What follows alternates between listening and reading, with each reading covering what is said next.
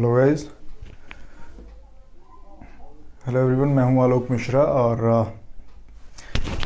कोई मुझे सुन रहा हो तो बता दे मेरी आवाज़ आ रही है कि नहीं।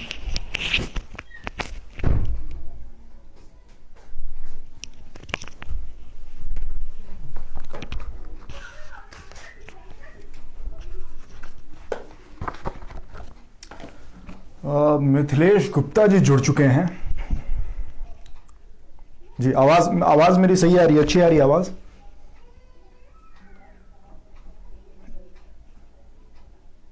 चलिए, आर्यन जी भी आ चुके हैं तो एक दो लोग और जुड़ जाते हैं, फिर ये लाइव सेशन शुरू करते हैं। फ्लाई ड्रीम के पेज से मैं लाइव आया हुआ हूँ और हम यहाँ पे बात करेंगे किताबों के बारे में। मेरी किताब है काशी एक्सप्रेस, उसके बारे में बात करेंगे। तो थोड़ा इंतज़ार कर लेते हैं, कुछ लोग और आ जाते हैं। ये नया एपिसोड शुरू किया है फ्लाई ड्रीम पब्लिकेशंस ने।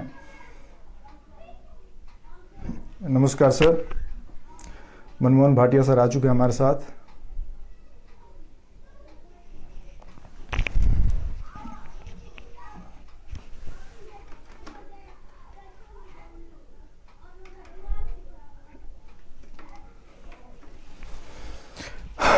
तो मेरी किताब से जुड़ी अनेकों पहलुओं पे हम बात करेंगे और इसके अलावे लेखक जो है वो प्रकाशन कैसे करता है, अपनी किताबों को प्रकाशित कैसे करता है, मार्केटिंग वगैरह जितनी भी सारी चीज़ें हैं उन सभी चीज़ों के बारे में हम बात करेंगे।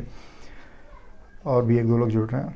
दिल्ली में तो बहुत ठंड है, आप तो बिंदास बैठे हैं। सर मैं दिल्ली में नहीं हूँ, मैं एक्चुअली अपने घर पे हूँ। विकास सर आ चुके हैं मेरे साथ। और यहाँ पे एक दो दिन से ठंडी नहीं है, बहुत कम हो गई है। मतलब धूप यहाँ पे 24 डिग्री तक पहुँची हुई थी। नमस्कार विकास सर। विकास जी की भी किताब आई है, बहुत कमाल के लेखक हैं वो भी। नमस्ते आर्यन जी।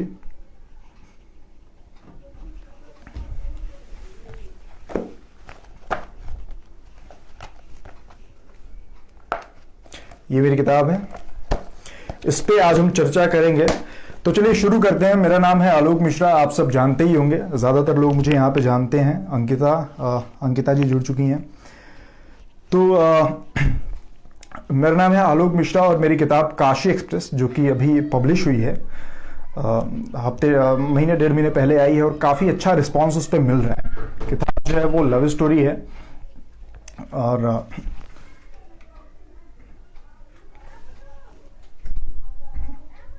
किताब जो है लव स्टोरी है। उसके बारे में हम बात करेंगे, किताब के पब्लिकेशन के बारे में बात करेंगे, मार्केटिंग से संबंधित कुछ चीज़ें हैं जिस पर मैं बात करना चाह रहा था, उसके बारे में हम बात करेंगे। और हम बात करें और लास्ट में जो सबसे जिसका इंटरेस्टिंग क्वेश्चन होगा, क्वेश्चन आंसर राउंड भी रखेंगे, उसे मैं आज अपनी एक किताब जो है वो मैं गिफ्ट करूँगा। तो उसे मैं भेजूँगा किताब, अगर आप चाहें तो मैं साइन करके भी भेज दूँगा। नमस्कार अभिषेक सर जुड़ चुके हैं। इनकी बहुत बेहतरीन एक किताब आई है, आखिरी प्रेम गीत। तो चलिए सबसे पहले मैं अपने बारे में बता देता हूँ। मेरा नाम आलोक मिश्रा है और पेशे से मैं एक्टर हूँ, अभिनेता हूँ। मैं टीवी सीरियल्स वगैरह, फिल्में, वेब सीरीज़ वगैरह में करता हूँ। शॉर्ट फिल्म्स वगैरह मैंने बहुत सारी की हुई हैं। इसके अलावे मेरी किताब काशी एक्सप्रेस, जो कि जैसा कि मैंने बताया फ्लाई ड्रीम पब्लिकेशन से ही छप के आई है और काफ़ी अच्छा रिस्पांस मिल रहा है किताब के बारे में। और कुछ लोग अपने रिव्यूज़ वगैरह भेज रहे हैं, जो कि काफ़ी अच्छा है, सुन के मज़ा आ रहा है और एक प्रोत्साहित भी हो रहा है आदमी। और इसी से इंस्पायर होकर मैंने अपनी दूसरी किताब पे भी काम जो है वो चालू कर दिया है। 12 लोग जुड़ चुके हैं हमारे साथ। चलिए सेशन जो है वो शुरू करते हैं। तो मेरी जो किताब है, जो काशी एक्सप्रेस है, वो लव स्टोरी है। उसमें मैंने ट्रेन में दो लोगों के मिलने की कहानी है। मुख्य जो कैरेक्टर है उसका नाम है समीर, और समीर मिलता है वर्षा से। वर्षा जो है अपने बेस्ट फ्रेंड की शादी में इलाहाबाद जा रही है। समीर जो है वो जॉब के सिलसिले में मुंबई जा रहा है। उस दौरान ट्रेन में इनकी मुलाकात होती है। और जैसा कि लाइफ को अगर रिलेट करें हम, तो देखें कि ज़िंदगी जो है वो भी एक ट्रेन जैसी ही है। डेस्टिनेशंस आते रहते हैं, लोग उतरते रहते हैं। तो उसी तरीके से मैंने कहानी को लिखने की शुरू की है और वही एक चीज़, एक दर्शन जो है वो मैंने दिखाने की कोशिश की है कहानी के थ्रू। ज़्यादातर जो लव स्टोरीज़ हम पढ़ते हैं, जो ख़ास करके जो नए लेखक हैं मेरे जैसे, तो मैंने देखा उसमें ये बाबू सोना वाला प्यार जो है वो सबसे ज़्यादा है।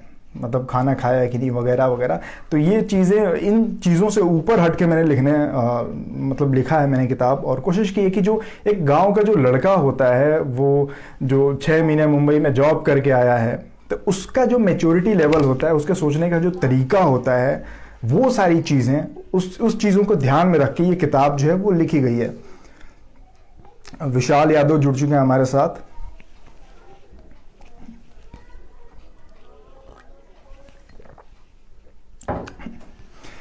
मुझे बहुत सारे लोगों ने प्रश्न वगैरह भी कुछ अपने लिख के भेजे थे, और जब से मेरी किताब आई है तब से कहीं ना कहीं कमेंट बॉक्स में कोई ना कोई प्रकाशन से संबंधित किताब मतलब कैसे प्रकाशित करें वो पूछ ही देता है, या फिर ये पूछ लेता है कि किताब की मार्केटिंग कैसे करें, आप कैसे कर रहे हैं वगैरह वगैरह सारी चीज़ें। इस पे हम आज डिस्कशन करेंगे।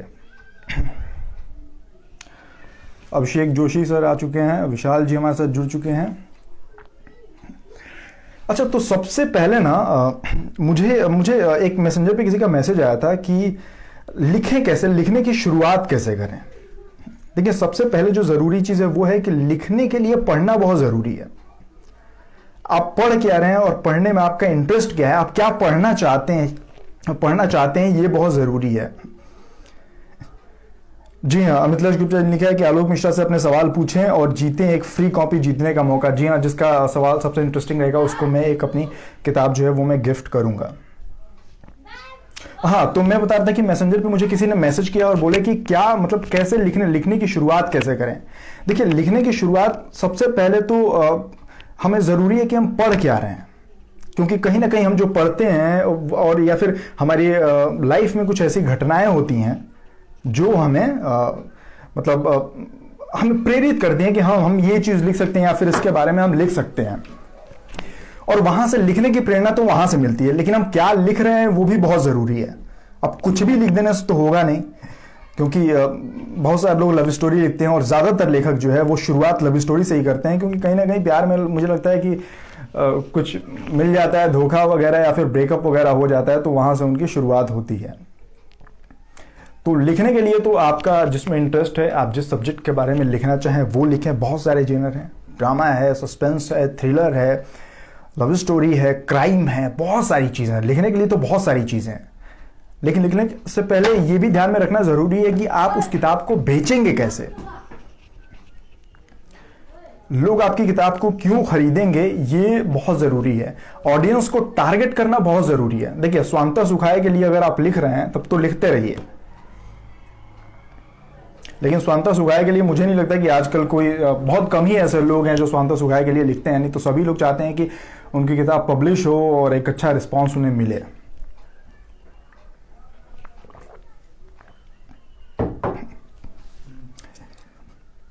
प्रमोशन की बात करते हैं। मैंने जब किताब मेरी पब्लिश हुई थी तो उससे पहले राइटिंग का मैंने कुछ राइटिंग वगैरह, अपनी पोएट्रीज वगैरह पोस्ट करता था।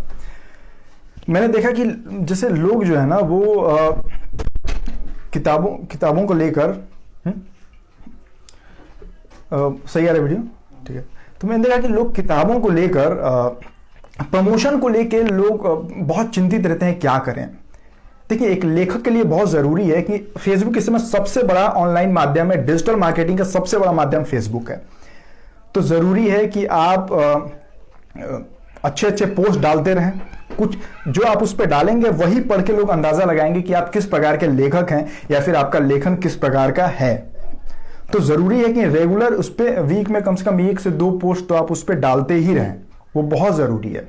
इसके अलावा जब आप प्रमोट कर रहे हैं अपनी चीज़ों को, जब जैसे पोस्ट डाल रहे हैं किताब के लिए, तो केवल बुक के साथ अपनी फोटो मत डालिए। केवल बुक के साथ फोटो डालेंगे तो आपको क्यों कोई देखेगा। कुछ उसमें ऐसा अट्रैक्शन होना चाहिए कि लोग देखें तो उन्हें लगे कि हाँ यार, ये किताब इंटरेस्टिंग है।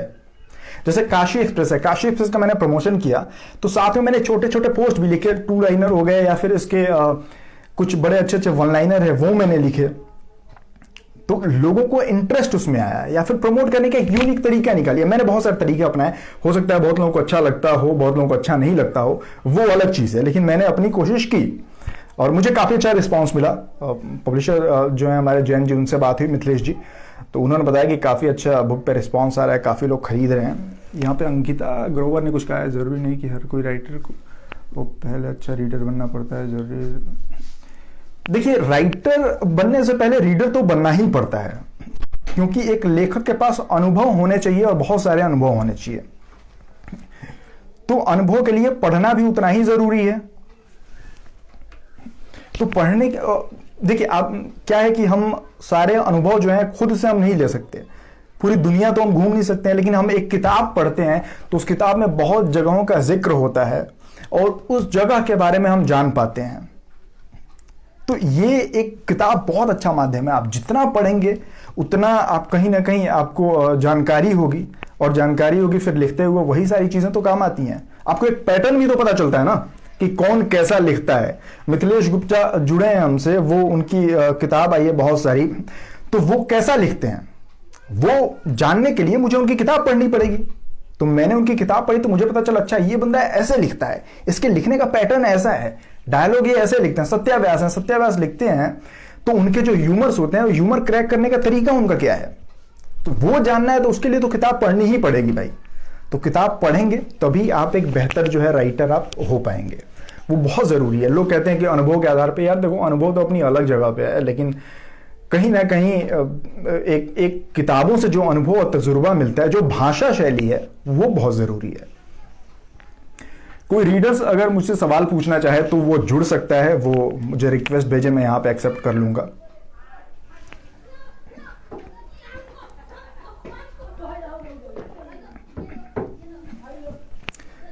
बहुत लोग इस चीज को भी लेकर टेंशन में रहते हैं कि एक लेखक के लिए भविष्य क्या है। इंडिपेंडेंट राइटिंग इंडिया में बहुत कम लोग करते हैं, फिल्म वाले ही करते हैं। हमारा जो हिंदी साहित्य है वो कभी बहुत ज्यादा ना मतलब इंटरनेशनल वो बहुत ज्यादा नहीं जा पाया, जैसे इंग्लिश जाते हैं। इंग्लिश तो चलो ग्लोबल लैंग्वेज है, जाहिर सी बात है, लेकिन हमारी किताबें ट्रांसलेट भी बहुत ज्यादा नहीं हुई हैं। तो हमें फ्यूचर अगर राइटिंग में देखें तो सबसे पहले तो एक मार्केट बनाना बहुत जरूरी है, जो कि बन रहा है और अभी बहुत तेजी से बन रहा है। आरती सोनी ने लिखा, अभी तक तो पेज 31 पर पहुंचे हैं, अभी तक तो बहुत अच्छी लगी। बहुत बहुत धन्यवाद, मुझे आशा है कि आपको आगे भी अच्छी लगेगी। फिल्मों, चूंकि मैं देखिए एक लेखक के तौर पे फ्यूचर क्या है उस पे बात करने के लिए अगर लेखक के तौर पे मैं देखूं तो मैं बहुत छोटा हूं, लेकिन चूंकि मैं फिल्म इंडस्ट्री में काम करता हूं इसलिए मुझे लगता है कि इस चीज़ों के बारे में बेहतर बता पाऊंगा। फिल्म इंडस्ट्री में क्या फ्यूचर है, वहां पे देखिए स्ट्रगल बहुत है, 72 राइटर घूम रहे हैं, लेकिन कोई ऐसी चीज, कुछ ऐसी खासियत हो आपके पास जो सामने वाला देखे तुरंत पिक कर ले, तो वो चीज है ना, तो बस आप आज नहीं तो कल जो है आपको उससे फायदा होगा। अभी तक सिर्फ देव प्रसाद की खौफ पढ़ी है, बेस्ट हॉरर बुक लगी है अभी तक। देखिए हाँ, देवेंद्र प्रसाद जी जो हैं वो हॉरर लिखते हैं, उनकी किताब जो है खौफ कदमों की हार, काफ़ी सराहा लोगों ने, और वो पढ़ी आपको मज़ा आएगी। सर मैं किताब लिख रही हूँ, बहुत अच्छी बात है, लिखिए, कोई रिक्वेस्ट भेजा है।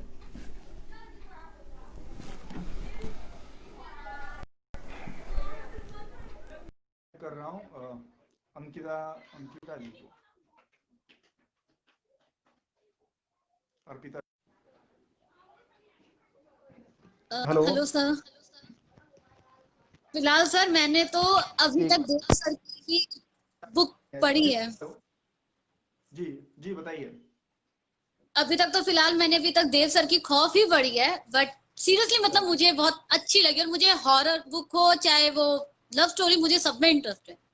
बट लिखने के लिए पहले मेरा मानना तो ये है, मैं आपसे भी पूछ रही हूँ, कभी कभी छोटे छोटे थॉट्स भी बहुत बड़े काम कर जाते हैं, क्योंकि जब तक हम छोटे छोटे थॉट्स या कोट्स नहीं लिखेंगे तब तक हम बड़ी चीजों के बारे में नहीं सोच सकते। बिल्कुल बिल्कुल। ये मेरा खुद का एक तरीके का पर्सनल ओपिनियन है, नहीं और इस ये चीज को देखिए मैं अपने ऊपर सोचती भी हूँ। तो अगर कुछ भी लिखना हो, कभी कभी मैं भी सोचती हूँ लिखूं, देव सर से भी कई बार बात होती है तो वो मुझे एक ही चीज के लिए सजेस्ट करते हैं, पहले पढ़ो। मैं वही करती हूँ कि मैं आपकी स्टोरीज को कंटिन्यूअसली फॉलो करती हूँ। जो भी मुझे स्टोरीज लगती है मैं उन्हें पढ़ती हूँ, फॉलो करती हूँ, समझती हूँ कि वर्ड्स को कहाँ से कहाँ जोड़ा जाए। जब तक हम वर्ड्स नहीं जोड़ पाएंगे तब तक हम कुछ नहीं कर सकते, ना राइटिंग में ना ही रीडिंग में। देखिए आर्ट का कोई भी फॉर्म है ना, आर्ट के किसी भी फॉर्म में स्टोरी ही मैटर करता है, वो चाहे राइटिंग हो, वो चाहे एक्टिंग हो, वो या फिर डायरेक्शन हो, वो कोई भी चीज हो, जैसे कि जहां तक बुक लिखने की बात है ना, हम बहुत सारे नए लोग क्या करते हैं, केवल संवाद लिखते हैं, डायलॉग्स लिखते हैं, सिचुएशंस लिखते हैं। नहीं, उसके अलावा एक स्टोरी के बीच में एक फिलॉसफी और एक सिचुएशन का सार जो है एक दो लाइन में देना बहुत जरूरी है बीच बीच में, ताकि पब्लिक उस चीज को कनेक्ट भी कर पाए और उसके थ्रू उसका सार क्या है, एक मैसेज के थ्रू उसको पता चल पाए। तो ये भी बहुत जरूरी है, जो बहुत सारे राइटर जो है वो स्किप कर देते हैं, वो नहीं लिखते हैं, केवल डायलॉग पे ध्यान देते हैं। नहीं, बेसिकली चाहे वो किसी भी टाइप का हो, उसमें डायलॉग पहले नहीं होने चाहिए, क्योंकि एक प्रॉपर सेंटेंस जब तक हमें ना मिले तब तक हम भी नहीं समझ पाते हैं खुद का लिखा हुआ ही। बिल्कुल अब मैं भी बिल्कुल। एक भाई, मैं एक सिंगल चाइल्ड हूँ, मेरे पेरेंट्स नहीं है, तो मैंने एक कविता लिखने की कोशिश करी, जिसको भी मैंने अधूरा ही छोड़ा हुआ है प्रतिलिपि पे। लेकिन मैं ये जी सोचती हूँ जब तक मुझे आगे का प्रॉपर नहीं मिलेगा, एक टोन नहीं बनेगी, तब तक मैं भी उसको पोस्ट नहीं कर सकती, बिल्कुल क्योंकि एक बिल्कुल। देखिए क्या हो, प्रॉपर टोन चाहिए होती है कि हाफ चीज भी हम पोस्ट नहीं कर सकते, और प्रॉपर लिखने के लिए हमें आगे का भी थोड़ा बहुत तो चाहिए, एक जिसे कहते क्या हैं प्रॉपर टोन होनी चाहिए। देखिए क्या होता है ना, जब कोई भी चीज लिखते हैं ना, तो बहुत जरूरी होता है कि उसका एक मायने निकल के आए। और कई बार बहुत लोग क्या करते हैं, लिखने के लिए लिख देते हैं, क्या तो हम घंटा भर, मुझे मेरे पास टाइम है, चलो मैं ये चीज लिख देता हूँ, तो ऐसे नहीं। अब जैसा आप टाइम ले रही हैं, तो बहुत जरूरी है समय लेना। और राइटिंग की जो क्रिएटिविटी है ना, उसको समय चाहिए, वो अपने हिसाब से चलता है, वो वश में नहीं होता बहुत ज्यादा। उसके लिए हर चीज एक प्रॉपर होनी चाहिए, आपका पास टाइम प्रॉपर होना चाहिए, माइंड जरूर सेट होना चाहिए, और एक कहते हैं लोकेशन या व्यू टाइप जो कहते हैं ना हम, कि एक लोकेशन या जी सुकून जी मिले, जी। वो होना बहुत बिल्कुल जरूरी है, बिल्कुल। मेरा ये मानना है। जैसे क्या होता है ना, हम सुबह 6 बजे के टाइम को बोलते हैं ब्रह्म बेला। बोलते हैं कि उस समय बच्चे जो भी याद करते हैं याद हो जाता है, वो इसलिए क्योंकि उस समय शांति होती है। जब दिमाग शांत होता है ना, तो ऑब्जर्वेशन जो है वो तेज होता है, या फिर पढ़ते हैं या फिर लिखते हैं, तो वो पूरा थॉट जो है ना, वो पेपर पे उतर के आता है।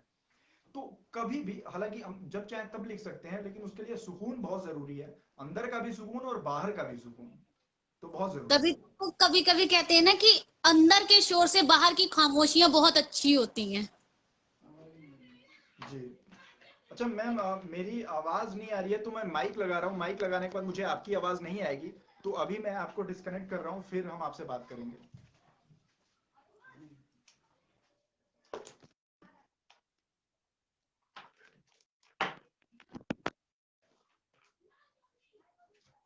मैं माफी चाहूंगा। हेलो, अभी आवाज आ रही है मेरी? हेलो, अभी मेरी आवाज आ रही है तो आप लोग बता दें मुझे। मेरे साथ हमेशा ये होता है, लाइव आने में बहुत बुरा हूँ मुझे, मतलब अकेले, एक तो मैं क्या बोलूँ समझ में नहीं आता है। दूसरी बात ये कि कभी नेटवर्क का इशू हो जाता है, कभी कुछ हो जाता है। नीलम मिश्रा जी ने पूछा है, आपने लेखन की शुरुआत लव स्टोरी से ही क्यों की, जबकि आप खुद कह रहे थे कि अधिकतर लोग लव स्टोरी शुरू करते हैं, तो आप कुछ अलग से शुरू। मैम, मैंने ये कहा कि लव स्टोरी से शुरू करते हैं, और जो नए लेखक होते हैं ना कहीं मुझे लगता है कि, और मेरी उम्र के, उनको कहीं ना कहीं जो यही प्यार मोहब्बत वाली चीजें होती है, दिल टूट जाता है या फिर ब्रेकअप हो जाता है, तो लिखना शुरू करते हैं। तो मेरे साथ भी वही था। मैं, मतलब आपने सही कहा कि आप चाहते थे कुछ अलग से शुरू करते, लेकिन उस समय मेरे अंदर किताब लिखने वाली थॉट मेरे अंदर नहीं थी। मैंने बस कुछ लिखना शुरू किया, मुझे अच्छा लगा, तो मेरे किसी दोस्त ने कहा कि ये बहुत अच्छा है, इसको तो किताब लिखी जा सकती है, स्क्रिप्ट लिखी जा सकती है। तो पहले मैंने सोचा कि स्क्रिप्ट में लिखता हूँ, लेकिन मुझे फिर छापेगा कौन, ये मेरे स्क्रिप्ट पे फिल्म कौन बनाएगा। फिर मैंने सोचा कि किताब लिखता हूँ, मुझे लगता है किताब छपवाना जो है, उससे उससे मतलब थोड़ा आसान है, फिल्म बनाने से थोड़ा आसान है। हेलो हेलो हेलो, अभी आ रही है क्या? अभी आ रही है? हाँ, तो मैंने सोचा कि बुक छपवाना जो है फिल्म बनाने से तो थोड़ा कम ही आसान है। हालांकि पब्लिकेशन को भी लेके जो आजकल है, बहुत लोग घूम रहे हैं राइटर्स वगैरह, और उनको सही पब्लिकेशन नहीं मिल रहा है।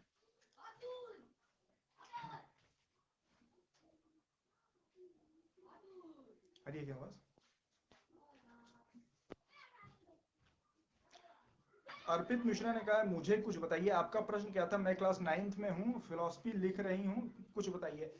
तो देखिए, लिखिए, लिखते रहिए, पढ़ते रहिए, बस यही उसका एक तरीका है। बाकी कोई आपसे जो श्रेष्ठ हो, जो बेहतर बता पाए इन चीज़ों के बारे में, जो आपके आसपास हो, उनको भेजिए, उनसे फीडबैक लीजिए। लव स्टोरी आपने लिखी है, पढ़ना किस जॉनर का प्रेफर करते हैं? देखिए, मैं हर जॉनर का पढ़ना मैं प्रेफर करता हूँ। मैं अभी इन दिनों जो है मैं क्राइम वगैरह पढ़ रहा हूँ, क्योंकि मैं वैसा ही कुछ लिख रहा हूँ। तो वो डिपेंड करता है, वो मूड पे डिपेंड करता है। लव स्टोरी भी पढ़ता हूँ, क्राइम भी पढ़ता हूँ, थ्रिलर भी पढ़ता हूँ, हॉरर भी पढ़ता हूँ। तो वो टोटली मूड पे है। जैसे फिल्म देखने का मूड होता है, वैसे ही लिखने का भी एक अलग ही मूड होता है। अच्छा, मेरे पास कुछ क्वेश्चंस वगैरह थे जो मैंने यहाँ पे लिख के रखे हुए हैं, और फेसबुक पे लोगों ने पूछे थे मुझसे, तो मैं सोचा कि उसके भी वन बाय वन जवाब दे देता हूँ। सर, आपकी किताब कहाँ मिलेगी? मेरी किताब काशी एक्सप्रेस अमेजन पे आपको मिल जाएगी, वहां से आप जाएं, खरीदें और पढ़ें।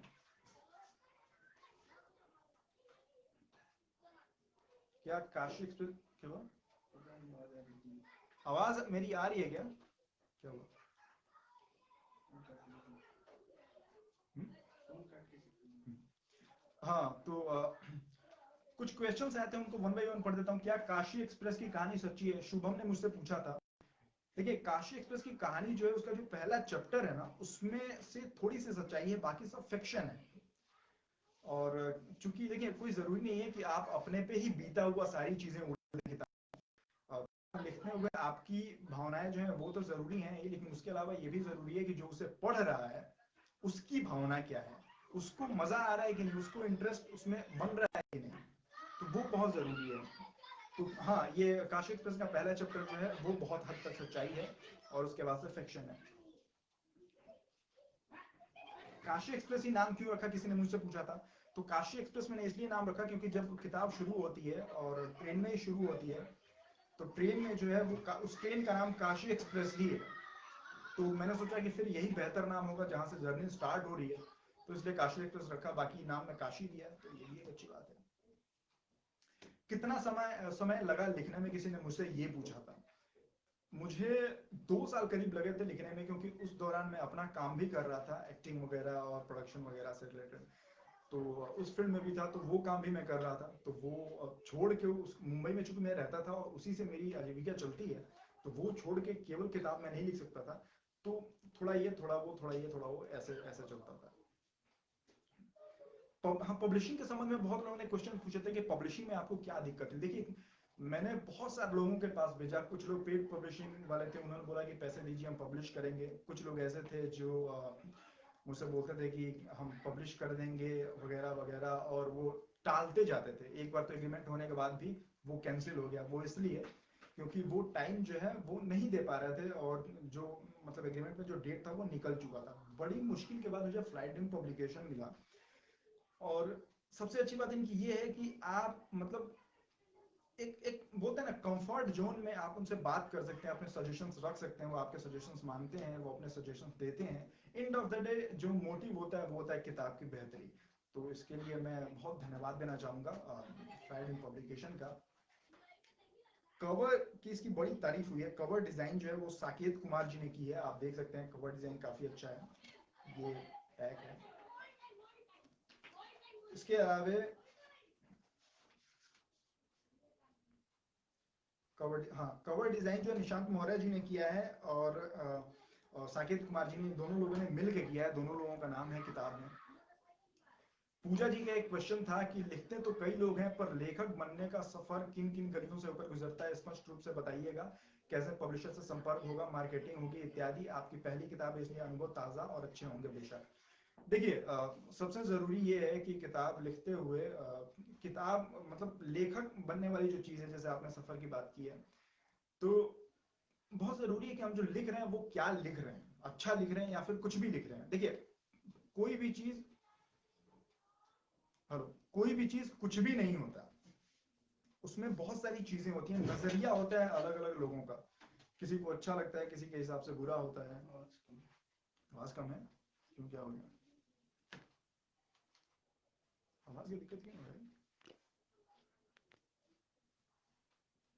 हेलो हेलो हेलो, अभी आएगी शायद। हेलो, ये हर बार ऐसे ही होता है, कभी साउंड कम तो कभी नेट कम। चलिए, अभी आवाज़ आ रही है क्या? हेलो, जो लाइव है वो बता दें अभी साउंड आ रहा है कि नहीं। निकाली दूं क्या? हेलो,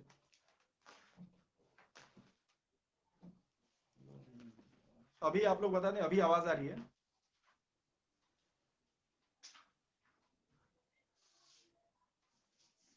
आरती सोनी जी ने पूछा इस बुक का ट्रेन रेट वाला सीन असली है या क्या? हाँ, वो बहुत हद तक सच्चाई है।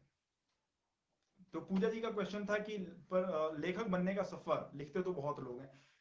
मैंने पहले भी अभी पहले मैंने कहा था कि आपके आसपास कुछ ऐसे लोग हों जो साहित्य को बेहतर तरीके से समझते हों, आपको लगता है कि वो एक अच्छे मार्गदर्शक साबित हो सकते हैं, तो उनको अपनी लिखी हुई चीजें पढ़ाइए और देखिए उनकी प्रतिक्रिया क्या है, और उस हिसाब से आप डिसाइड कीजिए। लेखक बनने का बात है, जो लिखता है वही लेखक है, सिंपल सी चीज है। अच्छा बुरा कुछ नहीं होता, जो होता है वो नजरिया होता है, किसी को अच्छा लगेगा, किसी को बुरा लगेगा। बहुत सारी किताबें हैं जो मुझे बहुत बुरी लगती हैं, बहुत सारे लोगों को अच्छी लगती हैं, मुझे अच्छी लगती हैं, बहुत लोगों को बुरी लगती हैं। तो अच्छा बुरा नहीं है, नजरिया नजरिए की बात है बस। तो ये है, आप किताबों का अनुभव इसलिए हाँ पब्लिश करा, काशिफ किस नाम को रखा। चलिए, तो ये तो लगभग लगभग प्रश्नों के मैंने जवाब दे दिए। अभी अभी कोई ऐसा प्रश्न हो आपके पास जो आप पूछना चाहते हो तो आप बेशक मुझसे पूछ लीजिए।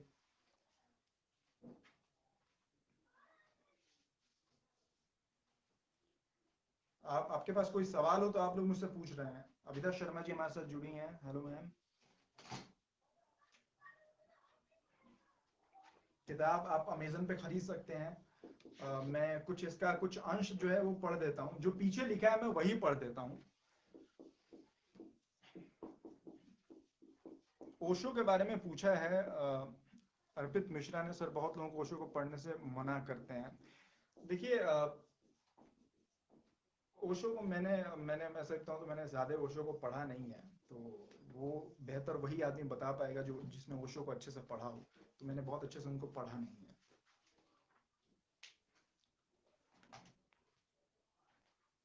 तो किताब का जो बैक कंटेंट है वो मैं पढ़ देता हूँ, फिर सेशन जो है वो खत्म करेंगे। संगम का मतलब मिलना ही नहीं होता, बिछड़ना भी होता है। ये एक वन लाइनर है, और साहित्यिक तरीके से मतलब कहानी के हिसाब से मैंने इसको प्रूफ किया अपनी किताब में। अगर आप पढ़ेंगे तो वो आपको पता चलेगा।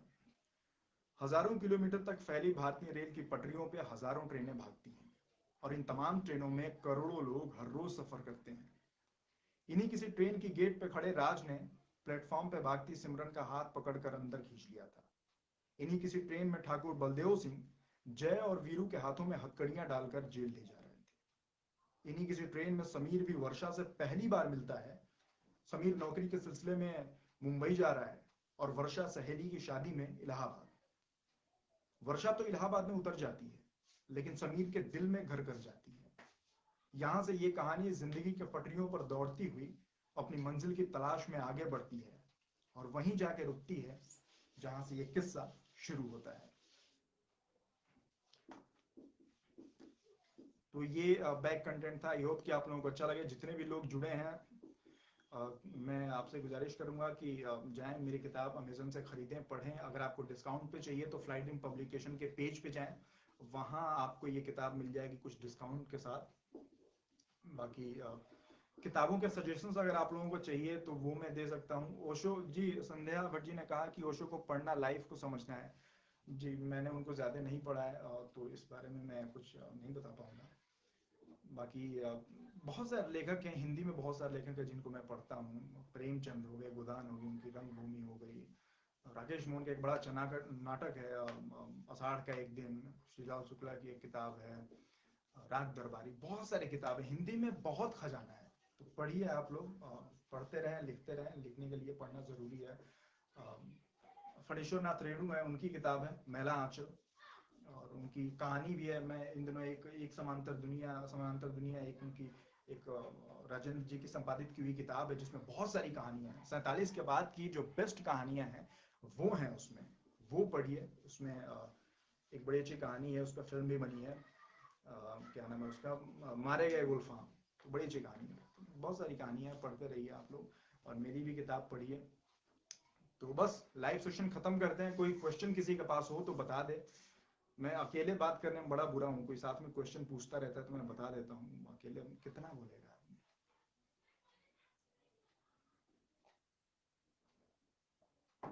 तो किसी का कोई प्रश्न नहीं है तो खत्म करें लाइव सेशन। चलिए, बहुत बहुत धन्यवाद आप लोगों का जुड़ने के लिए, और मेरी किताब पढ़ें। ये रही मेरी किताब, 50 बार बोल चुका मैं फिर बोल देता हूँ। हाँ, मैं किसी को गिफ्ट देने वाला था एक बार, तो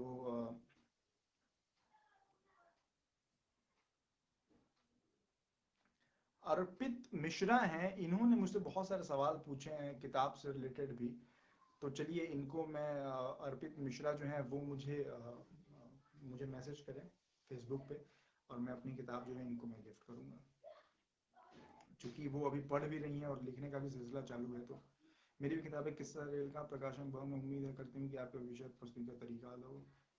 जी, मेरे मेरे कहानी में ट्रेन का कोई खास वो नहीं है, मतलब ट्रेन का जिक्र जो है उसके अंदर कहानियां हैं, पूरा कहानी ट्रेन के अंदर नहीं है, पूरी जो उपन्यास है वो ट्रेन के अंदर नहीं है, और ना ही इसमें काशी का जिक्र है। वो चूंकि ट्रेन का नाम है इसलिए मैंने काशी रख दिया। तो अर्पित मिश्रा को मैं अपनी किताब गिफ्ट करूंगा, चूंकि वो 9 में अभी पढ़ते हैं और उनके पढ़ने लिखने का सिलसिला चल रहा है, तो मुझे लगता है कि उनको शायद किताब मेरी पढ़कर अच्छी लगे। Kashi express love story sir, जी हाँ लव स्टोरी है संध्या जी, आप पढ़िए, आपको पसंद आएगी। चलिए धन्यवाद दोस्तों।